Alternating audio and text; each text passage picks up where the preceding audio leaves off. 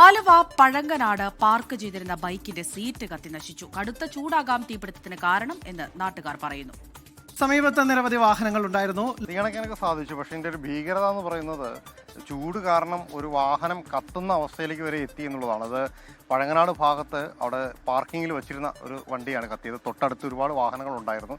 ഒരു സ്ഫോടനം പോലെ ഉണ്ടായാൽ സമീപത്ത് വലിയ രീതിയിലുള്ള ഒരു ദുരന്തത്തിനുള്ള സാധ്യതയും വളരെ വലുതായിരുന്നു. ചൂട് ഏറിയ സമയത്ത് സീറ്റിൽ നിന്നാണ് തീ ആദ്യം പുക ഉയർന്നത്, പിന്നീട് തീ കത്തിയത് എന്നുള്ളതാണ് ദൃക്സാക്ഷികളായിട്ടുള്ള ആൾക്കാർ പറഞ്ഞത്.